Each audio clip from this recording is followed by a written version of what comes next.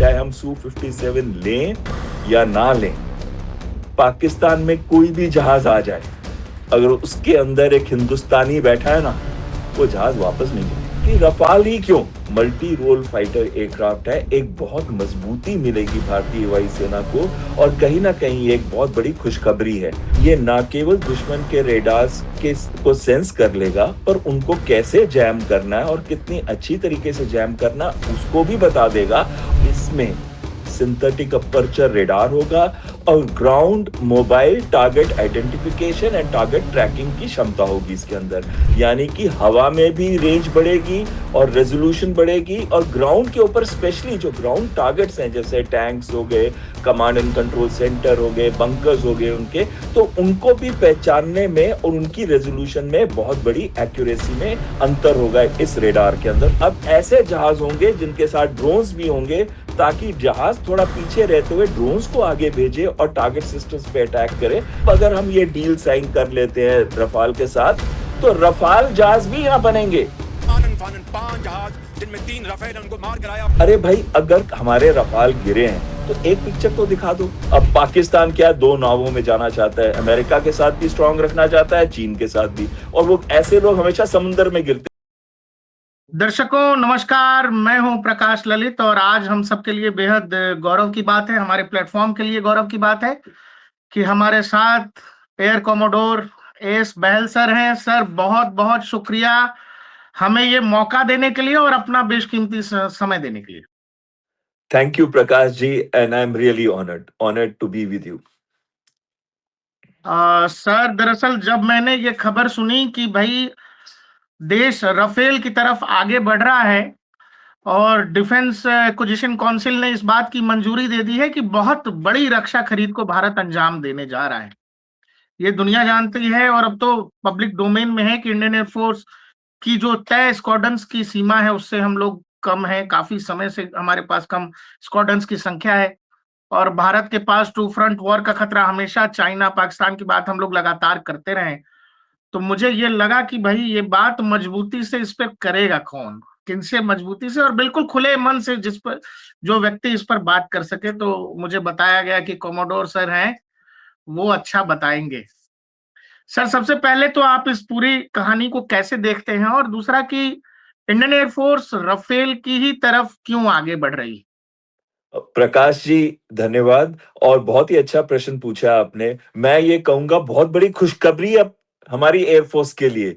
आपको याद होगा हमारा चीफ का स्टेटमेंट जब उन्होंने कहा हंग्री माउथ्स आर वेटिंग। हम बहुत पहले से वेट कर रहे हैं, क्योंकि 42 स्क्वाड ने हमारी सैंक्शन और अब 29 पे आ चुके हैं, यानी कि 13 स्क्वाड्रंस कम हैं। और 13 स्क्वाड्रन का मतलब एक स्क्वाड में 18 से 20 जहाज होते हैं, तो सोचिए हम 250 से 260 जहाज कम है। और उसके ऊपर क्या हुआ कि जो सिचुएशन बनी हुई है चीन के साथ, पाकिस्तान के साथ, बांग्लादेश भी अब उसमें ऐड हो गया, म्यांमार से हमारे को थ्रेट्स आती हैं, उल्फा के जो आतंकवादी संगठन है उनसे, और कहीं ना कहीं सिचुएशन ऐसी है कि भारतीय वायुसेना जो आज एक 4th लार्जेस्ट वायुसेना है लेकिन मोस्ट प्रोफेशनल वायुसेना है, उसको भी क्रिटिकलिटी महसूस होने लग गई। और क्यों होने लग गई? क्योंकि इस 29 में से भी अभी हमारे 12 स्क्वाड जो हैं, 6 स्क्वाड जैगुआर के, 3 मिग 29 के और 3 जो हैं वो मिराज 2000 के हैं। ये 40 साल के करीब अपने पूरे कर रहे हैं। यानी कि इसका क्या मतलब हुआ? इसका मतलब है कि और 10 सालों के अंदर हमको इन 12 स्क्वाड को भी कहीं ना कहीं रिटायर करना पड़ेगा। तो आज अगर 29 है, 12 को रिटायर करते तो 17 रह जाते हैं। और हमको मिल क्या रहा है? हमको मिल रहे हैं एलसीए मार्क 1A, जो अब कह रहे हैं थोड़ा सा और डिले हो गया है, लेकिन आने शुरू हो जाएंगे। तो उनको भी अगर मैं मिला लूं 180 जो हम लेंगे, तो अगले 10 साल में वो पूरे आएंगे। और उस 10 साल के अंदर कितने स्क्वाड बने? 180, उसको अगर हम डिवाइड करें 18 से तो 10 स्क्वाड बने। तो यानी कि 17 को अगर ऐड करें 10 से तो 27 स्क्वाड, यानी कि तब भी हम बहुत पीछे होंगे। तो अगर ये 6 स्क्वाड आते हैं तब भी हमको 9 स्क्वाड की कमी रहेगी, लेकिन ये 6 स्क्वाड आने से, जो कि मल्टी रोल फाइटर एयरक्राफ्ट है, एक बहुत मजबूती मिलेगी भारतीय वायुसेना को, और कहीं ना कहीं एक बहुत बड़ी खुशखबरी है। आपका जो दूसरा पार्ट था ना इस क्वेश्चन का कि रफाल ही क्यों, हम कोई और भी ले सकते हैं। हाँ, बिल्कुल हम सू-57 भी ले सकते हैं जो 5th जनरेशन है, शायद इससे सस्ता हो। लेकिन इसका पूरा का पूरा हमने इंफ्रास्ट्रक्चर ऑलरेडी तैयार करने की तरफ हम बढ़ रहे हैं। आप देखिए रफ़ाल जब हमने लिया, तो हमारे पास 36 जहाज़ हैं, 26 हम ले रहे हैं नेवी के लिए भी। तो कहीं न कहीं जब हम इतने जहाज़ ले रहे हैं, तो इसका 10,000 करोड़ के करीब मेंटेनेंस इंफ्रास्ट्रक्चर हमने ऑलरेडी तैयार कर लिया है। जो इसको सपोर्ट करता है।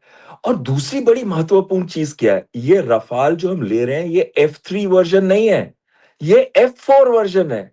यानी कि उससे भी एक लेवल ऊपर का जहाज़ है। और क्या फ़र्क है इस जहाज़ के अंदर? इस जहाज़ के अंदर ये फ़र्क है कि इसमें अपग्रेडेड एवियोनिक्स होंगे। एवियोनिक्स क्या होते हैं? ये होते हैं इलेक्ट्रॉनिक सिस्टम्स जो एक जहाज़ के अंदर होते हैं जैसे रेडार। इसमें एक अपग्रेडेड AESA रेडार होगा, जो कि जो करंट रेडार है, उससे उसकी क्षमता काफ़ी बेहतर होगी। और ये जो बेहतर क्षमता होगी, किस-किस चीज़ में होगी? सिंथेटिक अपर्चर रेडार होगा और ground mobile target identification and target tracking की क्षमता होगी इसके अंदर। यानी कि हवा में भी रेंज बढ़ेगी और रेज़ोल्यूशन बढ़ेगी और ग्राउंड के ऊपर स्पेशली जो ग्राउंड टारगेट्स हैं, जैसे टैंक्स हो गए, कमांड एंड कंट्रोल सेंटर हो गए, बंकर्स हो गए उनके, तो उनको भी पहचानने में और उनकी रेज़ोल्यूशन में बहुत बड़ी एक्यूरेसी में अंतर होगा इस रेडार के अंदर। तो हमको अगर अटैक करना है दुश्मन के आतंकवादी बंकर्स पे या उनके लोकेशंस पे, तो ये बहुत ही सिद्ध साबित होगा। तो ये तो हो गई सिर्फ रेडार की बात। फिर इसमें आते हैं, एक इलेक्ट्रॉनिक वॉरफेयर का स्वीट है, जिसको कहते हैं स्पेक्ट्रा, उसका भी अपग्रेडेड वर्ज़न होगा। स्पेक्ट्रा का क्या मतलब है? ये ना केवल दुश्मन के रेडार्स को सेंस कर लेगा, पर उनको कैसे जैम करना है और कितनी अच्छी तरीके से जैम करना, उसको भी बता देगा। और साथ में नेटवर्किंग की एबिलिटी है। जैसे कि हम कहते हैं ना, ग्राउंड में आपने इसके साथ नेटवर्क बनाया, उसके साथ बनाया, जैसे ग्राउंड के सिस्टम से बनाते हैं, तो ऐसे नेटवर्क हवा में भी बनाए जा सकते हैं। यानी कि ग्राउंड के रेडार्स और जो हवा में चलने वाले रेडार्स हैं, उनका मिश्रण करने के बाद दूसरे जहाज़ों में बाँटना उसकी डेटा इन्फॉर्मेशन को और ड्रोन्स में बाँटना। तो यानी कि एक और अच्छी कैपेबिलिटी आ जाएगी, मैन्ड अनमैन्ड टीमिंग। मतलब अब ऐसे जहाज़ होंगे जिनके साथ ड्रोन्स भी होंगे, ताकि जहाज़ थोड़ा पीछे रहते हुए ड्रोन्स को आगे भेजे और टारगेट सिस्टम्स पे अटैक करे, जिससे उसकी अपनी सेफ्टी भी बनी रहेगी और जो टारगेट अचीवमेंट है, क्योंकि ड्रोन्स हो सकता है बहुत सस्ते वाले भी हो, 3-4 हज़ार, $5,000 वाले, महँगे वाले भी हो सकते हैं कई मिलियन डॉलर्स के। ये डिपेंड करता है कि हमको कौन-सा ड्रोन उसके साथ इस्तेमाल करना और कैसे करेंगे। भारत अभी एक कैट सिस्टम डेवलप कर रहा है, कॉम्बैट एयर हम्म। टीमिंग सिस्टम HAL डेवलप कर रही है। उसको भी इसके साथ इंटीग्रेट किया जा सकता है और इसके साथ जो इंडियन वेपन्स हैं, वो भी हम इंटीग्रेट कर सकते हैं, जैसे कि अस्त्रा हो हाँ। गई, ब्रह्मोस हो गई। अभी ये नहीं पता कि हमको वो सोर्स कोड देंगे कि नहीं देंगे, ये नहीं पता अभी, लेकिन मुझे पूरी उम्मीद है कि अगर ये जहाज़ हिंदुस्तान में बनने हैं, मैंने आपको वहाँ पे छोड़ा था, अब वहीं मैं आपको वापस भी लेके जाता हूँ। अब देखिए हमारा क्या-क्या इंफ्रास्ट्रक्चर अब डेवलप हो चुका है। अभी हमारी टाटा एडवांस सिस्टम्स लिमिटेड एक कंपनी है, प्राइवेट कंपनी टाटा की, बहुत ही अच्छी है, एयरोस्पेस में बड़ा अच्छा काम करती है। उसने एक डील साइन की है डसॉल्ट एविएशन, जो रफाल बनाती है, कि अच्छा। रफाल के जो फ्यूज़लेज है, वो भारत में बनेंगे। हाँ, हमारे लिए नहीं, सभी के लिए, ग्लोबली। अभी दुनिया भर में। इस समय हाँ जी, दुनिया मतलब भर में। दुनिया भर के राफेल्स के लिए, हाँ जी। बिल्कुल सही कह रहे हैं आप, दुनिया भर के राफेल्स के लिए। अभी देखिए कितने ऑर्डर्स हैं रफाल के, 10 कंट्रीज से हैं। अगर हम उनको फ्रेंच एयरफोर्स को छोड़ दें, भारतीय वायुसेना को छोड़ दें और ये वाले जहाज को ऐड ना करें, तो 533 जहाज के ऑर्डर्स हैं, जो Egypt, Serbia, Croatia, Indonesia, Indonesia से 42 हैं, UAE से 80 हैं। इस तरीके के बहुत सारे ऑर्डर्स हैं रफाल कंपनी के पास, और उनकी क्षमता कितनी है? सिर्फ 24, 1 साल में बनाने की। और वो कोशिश कर रहे हैं कि कुछ सालों में 36 कर दें, उसके बाद 48 कर दें। लेकिन अगर वो रफाल के फ्यूज़लेज भारत में बनाते हैं, तो ना केवल अगर भारत ये लेते हैं 114 जहाज़, तो हमको ग्लोबली भी हम सप्लाई कर सकते हैं। एक इकोसिस्टम को क्रिएट कर रहे हैं। हमें ये नहीं देखना चाहिए कि 3.25 लाख करोड़ हम खर्च रहे हैं सिर्फ 114 जहाज़ का, नहीं। हम एक पूरा इंडस्ट्रियल इकोसिस्टम बनाने की कोशिश कर रहे हैं, जहां पे एक रफाल का ना केवल फ्यूजलाज, 50% कंपोनेंट जो रफाल के हैं वो भारत में बनेंगे, इंडिजिनाइज होंगे। इसके लिए DRAL, Dassault Reliance aerospace limited company Nagpur में 2017 में बनाई गई थी, और उसने काम करना शुरू कर दिया है किसके ऊपर? फैल्कन 2000 जेट है, एक बिजनेस जेट जो है, उसके ऊपर काम करना शुरू कर दिया। 2028 में उसको फ्लाई करेगा। अब अगर हम ये डील साइन कर लेते हैं रफाल के साथ, तो रफाल जहाज भी यहां बनेंगे। पहले 18 तो आएंगे सीधा फ्लाई हुए कंडीशन में, जो बाकी है जहाज उनमें से 90 जहाज यहां बनेंगे। और अब तो हम ये भी बात कर रहे हैं कि जो आखिरी 1 दर्जन या 2 दर्जन जहाज होंगे वो F5 स्टैंडर्ड होंगे, जो अभी तक बना भी नहीं है। आपको एक चीज मैं ओके। बताऊं, F3 स्टैंडर्ड जो है ना, वो अभी 2023 में ही बना था फ्रेंच एयरफोर्स के लिए। इसका मतलब वो इतना एडवांस्ड है, जो कि मॉडर्न एयरफोर्सेस के बराबर के जो इलेक्ट्रॉनिक और एवियोनिक कंपोनेंट्स उसके अंदर फिटेड हैं। तो और आपको मैंने बताया था नेटवर्किंग के बारे में भी। अब इसमें एक और चीज आ जाती है, सबसे महत्वपूर्ण चीज होती है इंजन जहाज की। और भारत को बहुत प्रॉब्लम आ रही थी इंजन बनाने की। तो अब हमने क्या किया है, अब हमने M88 इंजन जो है रफाल के अंदर फिटेड होता है, उसका MRO हैदराबाद में बनाया है।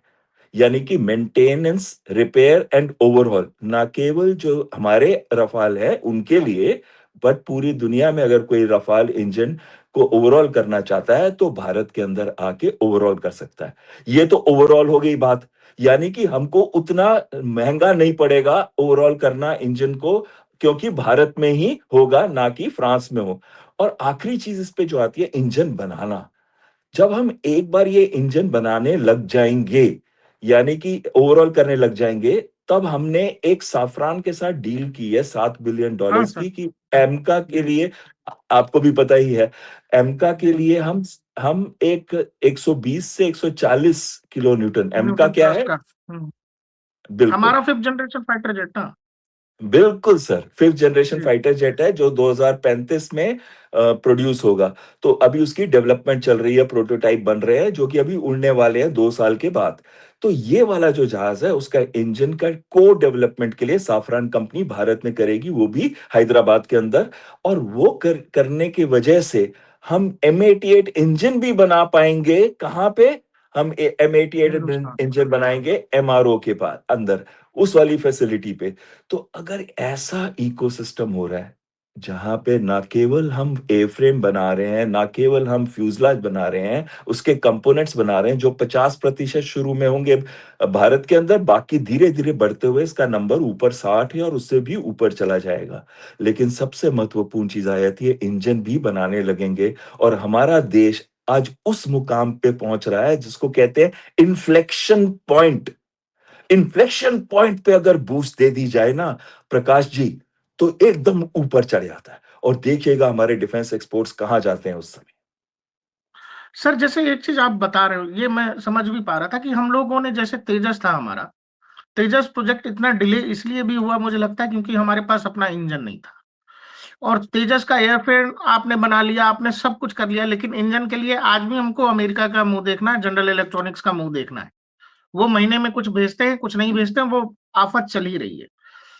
मतलब राफेल के जरिए और इस पूरी कहानी के जरिए जो 3 लाख 1.25 करोड़ की है, इसके जरिए हम हमारे यहाँ एक पूरा इकोसिस्टम तैयार कर रहे हैं, जो इन फ्यूचर आप अपने यहाँ केवल जेट्स का एयरफ्रेम नहीं, उसके इंजन्स भी खुद ही बनाओगे। यही बात है? बिल्कुल सही कह रहे हैं आप। अब देखिए, जो LCA है मार्क 1 है, 6 इंजन मिले हैं अभी तक सिर्फ हमको। हम्म। कहां पे हमने डील का साइन कर रखी है 2 सेट्स के अंदर, कि हम 180 जहाजों के लिए इंजन उनसे खरीदेंगे। उनकी डीलें ऑलरेडी साइन हो चुकी है। और हम ज्यादा जहाज के इंजन खरीदते हैं। हम सिर्फ ये नहीं, हम 83 की जगह 97 इंजन ले रहे थे, अब 114 और इंजन ले रहे हैं। इतने सारे 200 से ऊपर इंजन ले रहे हैं, लेकिन आए कितने हैं? सिर्फ 6। तो आपका जो एक होता है ना, इंजन आने के बाद उसको ए फ्रेम से मेट करना, और एक सर्टिफिकेशन प्रोसेस होता है, जो weapon systems, engine, avionics, radar, data links, सबको मिला के जो जहाज को एक कंपोजिट तरीके से सर्टिफाई करते हैं टेस्टिंग के बाद, वो प्रोसेस भी डिले हो जाता है। और इस समय हमारे जो 5 जहाज आने वाले थे ना मार्च में, हो सकता है थोड़ा डिले हो जाए वो भी।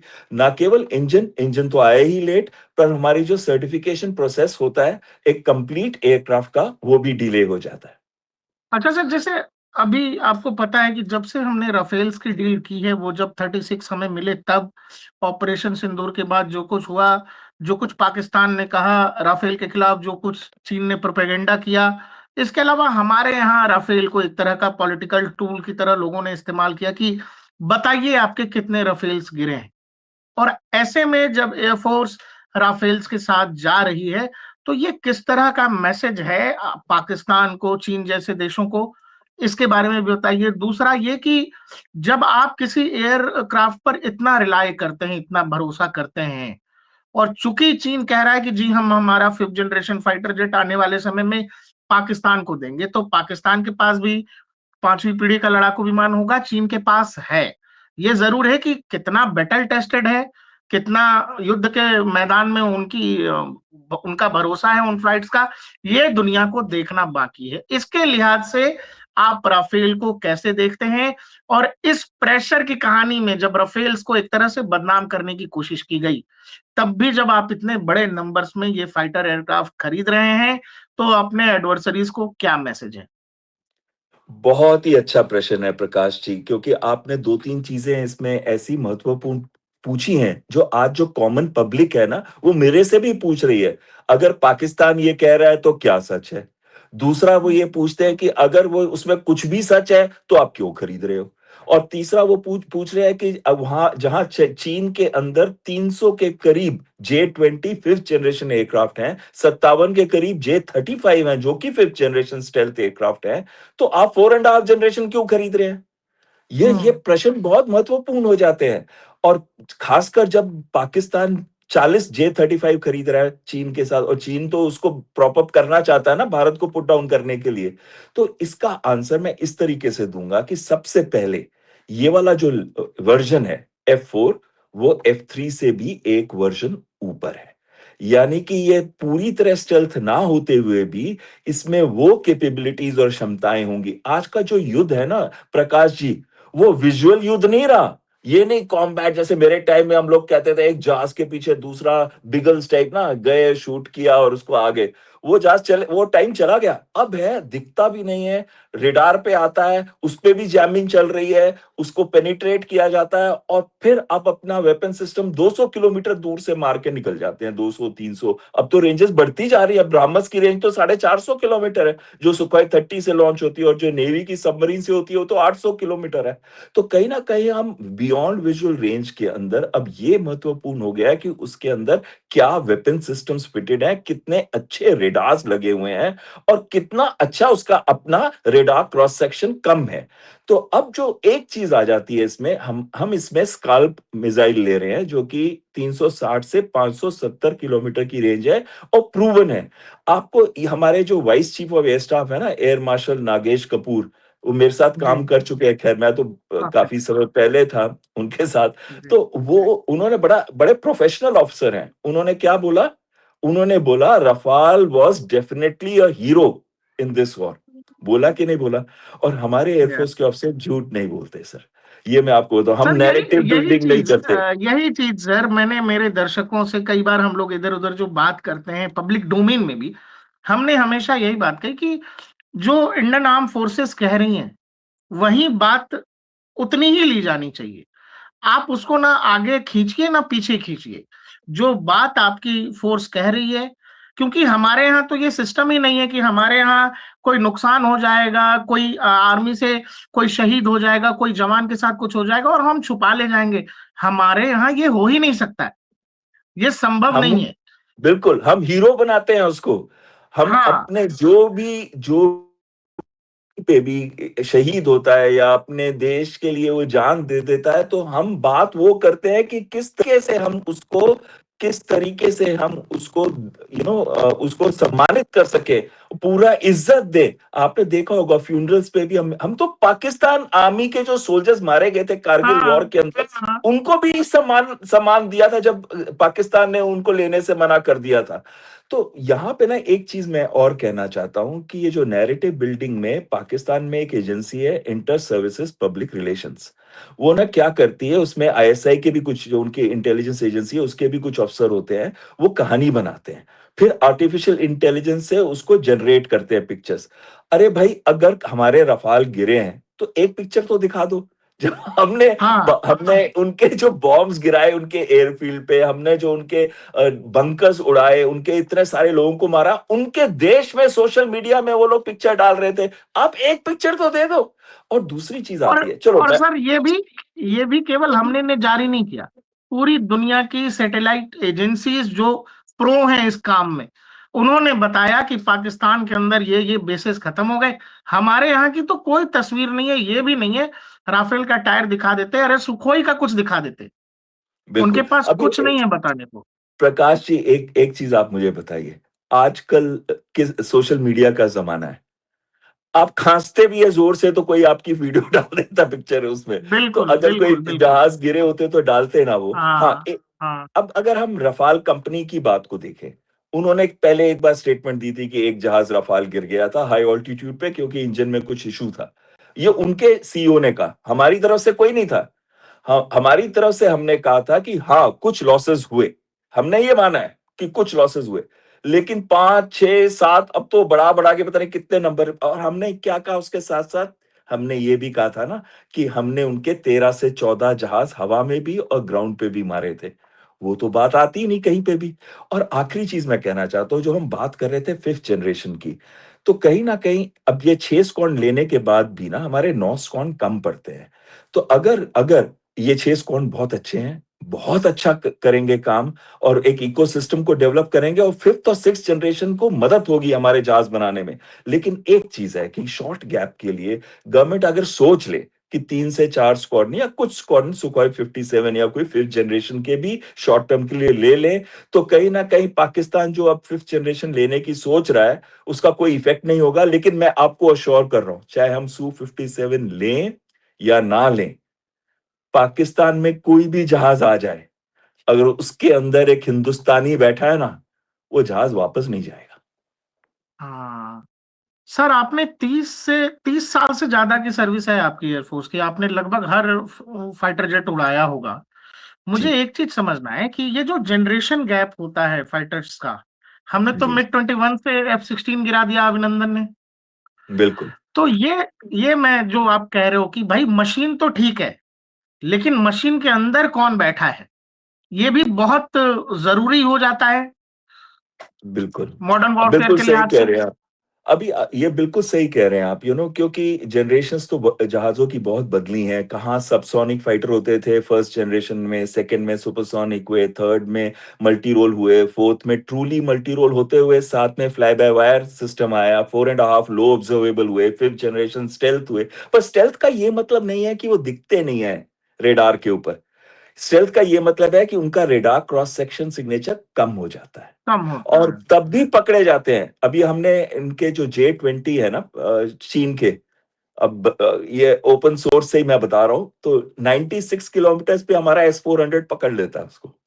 तो कहीं डरने की जरूरत नहीं है हमें सर ज्यादा। लोग ये भी कह रहे हैं कि अभी आपको याद होगा केरल में एक F-35 ब्रिटिश वॉरशिप से बहुत दिनों तक रुका रहा केरल में, एफ देखिए, थर्टी वो फाइव उनके कैरियर बैटल ग्रुप का था F-35, जो हाँ लैंड किया वहां पे। वो एक्सरसाइज पे था, उसको कोई प्रॉब्लम हुई, वो प्रॉब्लम से, टेक्निकल प्रॉब्लम से लैंड किया, और एक महीने तक गॉड्स ओन कंट्री के अंदर रहा, उसका दिल ही नहीं कर रहा था वापस जाने का। तो और F-35 की जब बात कर रहे हैं ना आप साहब, उसकी ऑपरेशनल रिलायबिलिटी क्या है, 50 to 55% के बीच में आती है। यानी कि आधे जहाज तो उसके अवेलेबल ही नहीं होते हैं। एक प्रोफाइल है जहां पे वो बहुत अच्छा है, वो है उसका साइड प्रोफाइल। उस साइड प्रोफाइल पे उसका रेडार क्रॉस सेक्शन सिग्नेचर सबसे कम है दुनिया में इस समय। और दूसरी चीज उसकी बहुत अच्छी है, नेटवर्किंग कैपेबिलिटी। नेटवर्किंग का मतलब है एक जहाज से दूसरे जहाज में नेटवर्क बनाना, और हवा से हवा में डेटा को भेजना, या हवा से ग्राउंड में, या ग्राउंड से हवा में लेना डेटा को। तो उसमें वो बहुत अच्छा है। लेकिन जब ये F-4 आएगा ना, तो हमारे पास भी वैसी क्षमता हो जाएगी नेटवर्किंग की।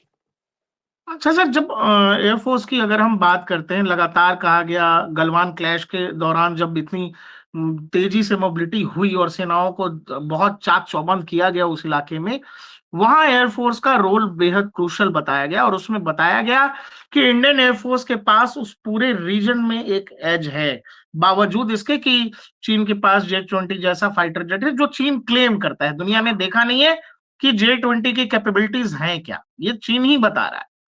वहां पर देख जब आपको रफेल जैसा फाइटर जेट मिलता है, तो क्या ये चीन के लिए बड़ी परेशानी का, जैसा आप कह रहे हो F-3 से नेक्स्ट जनरेशन का होगा F-4 जो अभी डील होने जा रहा है, तो ये चीन के लिहाज से कैसे देखते हैं आप इसको?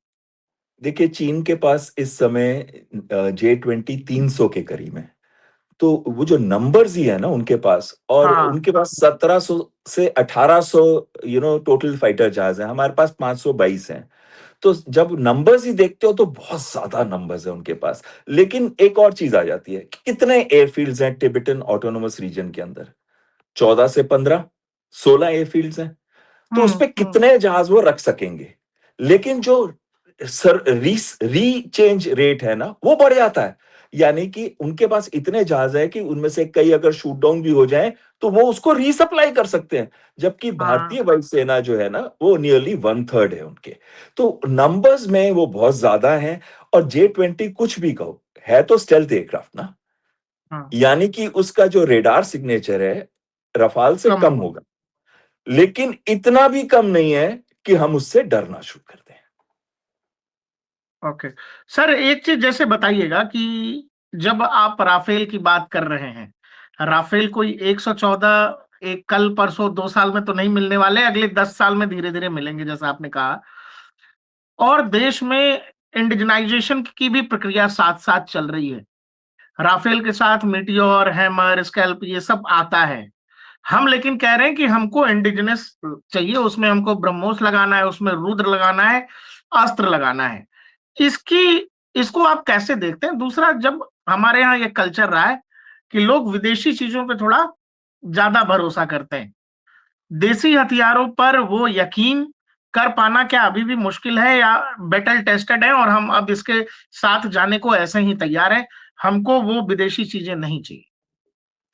देखिए, भारत में जो प्रगति हुई है पिछले कुछ सालों के अंदर डिफेंस मॉडर्नाइजेशन पे, जो हमारी इंडिजिनस कैपेबिलिटी है उसके अंदर, जो ब्रह्मस मिसाइल ने कमाल किया है इस युद्ध के अंदर, ऑप सिंदूर के अंदर, और जिस हिसाब से हमारे इलेक्ट्रॉनिक वॉरफेयर के सिस्टम और जो यूज किए गए थे, संयुक्ता है, उस वो वाला जो यूज किया गया था बहुत ही अच्छा था। जिस हिसाब से हमारे एयर डिफेंस सिस्टम्स, आर्मी के आकाश तीर, integrated air command and control system air force का S-400, इसका इंटीग्रेशन, जिस हिसाब से हमने उनके सैकड़ों ड्रोन्स को तबाह और बर्बाद किया, 600 के करीब भेजे थे उन्होंने ड्रोन्स, और जिस हिसाब से हमने वो ड्रोन्स को बर्बाद किया हवा में, तो कहीं ना कहीं जो हमारे इंडिजिनस सिस्टम है, खासकर जो एयर डिफेंस के साथ जो हम मिसाइल्स, हम जो हमारी इंडिजिनस बनी हुई है, for example counter US system क्या होता है? जो ड्रोन्स को मारता है। पहले भारत के पास 10 किलोवाट की कैपेबिलिटी थी, आज 30 किलोवाट की कैपेबिलिटी है, जो integrated drone detection and interdiction system में इस्तेमाल की जाती है। हमसे बेहतर है चीन, उसके पास 100 किलोवाट की है कैपेबिलिटी, लेकिन हम पहुंच रहे हैं। देखिए किस तेजी से हम प्रगति कर रहे हैं। अब ये सारी प्रगति पिछले कुछ दशक के अंदर ही हुई है ना। तो धीरे धीरे हम, और दूसरी प्रॉब्लम हमारे देश में ये थी कि एक इंडस्ट्रियल एरोस्पेस का इकोसिस्टम नहीं था। फ्रॉम कॉलेज लेवल, देखिए ज्यादातर ये जो चीजें हैं ना ये इनोवेट की जाती है यूनिवर्सिटीज में, कॉलेज लेवल पे उसको इंटीग्रेट करते हैं हम इंडस्ट्री के साथ। यानी कि यूनिवर्सिटी कॉन्सेप्ट देती है, इंडस्ट्री इंप्लीमेंट करके उसको गुड को, प्रोडक्ट को बनाती है। तो एक ऐसा प्रॉपर इंफ्रास्ट्रक्चर इकोसिस्टम एरोस्पेस का नहीं था। तो धीरे धीरे वो एरोस्पेस इकोसिस्टम बन रहा है। हम बहुत तेजी से आगे प्रोग्रेस कर रहे हैं, लेकिन अभी भी गैप है, चीन के साथ है, अमेरिका के साथ है। लेकिन ये गैप नैरो होता जा रहा है। और हमने जो एक अच्छी चीज की है वो है को डेवलपमेंट। को डेवलपमेंट का मतलब है कि आप सारी चीजें अपने आप नहीं कर, आप री इन्वेंट नहीं कर सकते व्हील को, उसको करने के लिए बहुत समय लगता है।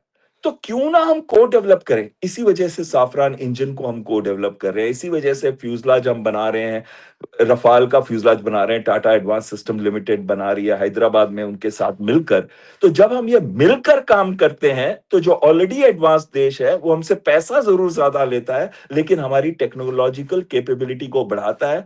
आज नहीं, पर आज से 10 साल बाद आप देखिएगा जो भारतीय टेक्नोलॉजी होगी, वो भी वर्ल्ड बीटिंग होगी। हाँ, मैं आपकी एक बात से सहमत हूँ कि जो हम अभी बहुत ज़्यादा पश्चिमी चीज़ों पे डिपेंड करते हैं, लेकिन जिस तरीके से हमारे इंडिजिनस सिस्टम ने भी बहुत अच्छा काम किया है, तो एक विश्वसता बढ़ती जा रही है। आप देखिए आज ब्राह्मस को कितनी इम्पोर्टेंस मिलती है हर ट्रेड शो के अंदर।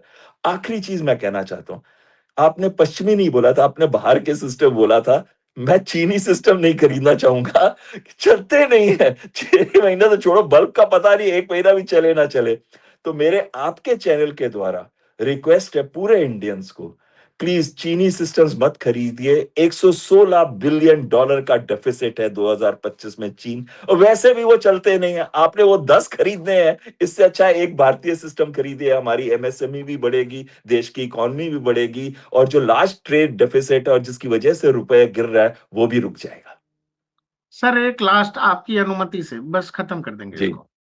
जी। बस ये समझना मैं चाह रहा था कि एक दौर था जब देश में डिफेंस डील्स को लेकर बहुत लेट लतीफी होती रही और हमारे जो स्क्वाड्रंस की संख्या लगातार गिरी, उसके पीछे ये लेट लतीफी भी है। इसमें जिन जिन भी लोगों को, जिस भी पार्ट्स को आपको शामिल करना है, इसमें निश्चित तौर पर गवर्नमेंट का मेन रोल था कि वहां से चीजों को आगे नहीं बढ़ाया गया। दूसरा, बहुत ज्यादा बात होती थी हथियार लॉबी की। दुनिया में कुछ ताकतवर, कह लीजिए वॉरलॉर्ड्स कह लीजिए, या ये कह लीजिए कि हथियारों की जो लॉबिंग करते हैं, और वो ब्लैकमेल करते रहे भारत को लंबे वक्त तक, और बहुत सारी चीजें हमारी पिछड़ती चली गई। जब कोई देश या किसी देश की सेना, जैसे भारत जैसे देश की अगर बात करें, इतनी बड़ी हमारी आर्मी है और आप दुनिया के इतने बड़े डिफेंस डील को अनाउंस करते हो कि भाई हम इतना बड़ा डिफेंस डील करने जा रहे हैं और ये पूरी डील किसी एक देश को हम देने जा रहे हैं, तो ये बहुत सारे लोगों को, दुनिया के बहुत सारी ताकतों को परेशान करने वाला है। ये आप कितना बड़ा चैलेंज देखते हैं इंडियन एयरफोर्स के लिहाज से, या फिर गवर्नमेंट के भी लिहाज से, आप बताइएगा। दूसरा क्या है कि अब बहुत सारी कहानियां चलेंगी रफेल्स को डिग्रेड करने के लिए, ये सब शुरू होगा नैरेटिव का खेल। क्या इस तरह की चीजें अब भी एयरफोर्स को परेशान करती हैं, या सरकार के स्तर पर लोग इतने क्लियर हो चुके हैं अपनी बातों को लेकर, और जो हमारी मिलिट्री लीडरशिप है वो अपनी चीजों और तैयारियों को लेकर इतनी एकदम क्लियर है कि हमें क्या करना है, हमें अब और लोग परेशान नहीं कर पाते जो अलग अलग बाहरी ताकतें हैं। बिल्कुल सही कह रहे हैं। देखिए, हम कितना भी किसी देश को अपना दोस्त बनाना शुरू करें, हम कहते हैं अमेरिका हमारा दोस्त है, हमारा दोस्त है।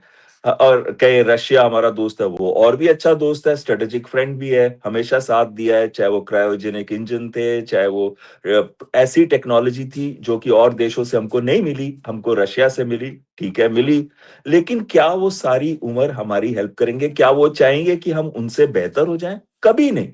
वो चाहते हैं कि हम उनसे डिफेंस इंडस्ट्रियल कॉम्प्लेक्स उनका जो है उससे सामान खरीदें, और टेक्नोलॉजी वो देने को तैयार नहीं है। तो इस बार भारत ने क्या कहा है? हमने कहा आप हमको ट्रांसफर ऑफ टेक्नोलॉजी करो, आप भारत में आके बनाओ, हमारे ह्यूमन कैपिटल का इस्तेमाल करो, हमारी जो टेक्नोलॉजी के साथ जो इंजीनियर्स की रिक्वायरमेंट, 3 मिलियन इंजीनियर्स हर साल हम ग्रेजुएट करते हैं भारत के अंदर। तो ये जो टेक्निकल कैपिटल है, वो कैपिटल का इस्तेमाल करो, टेक्नोलॉजी अपनी दो, भारत में बनाओ, और भारत के साथ आप भी विकसित हो, क्योंकि वो पैसे में जब आप 51%, अभी आपको मालूम है जैसे ये डीआरएल की हम बात कर रहे थे, जो नागपुर में बनाएगा रफाल को, जो बिजनेस जेट बना रहा है इस समय, तो 51% स्टेक उसका डसॉल्ट एविएशन के पास है। यानी कि जो अगर उसमें प्रॉफिट्स आते हैं तो उसमें जो मिलेंगे डिविडेंड, वो तो उनके पास भी जाएंगे ना, उनकी इकोनॉमी को भी तो बढ़ाएंगे जब भारत की इकोनॉमी को बढ़ाएंगे तो कहीं ना कहीं ये बहुत जरूरी हो गया आज पूरे विश्व के अंदर सबको समझना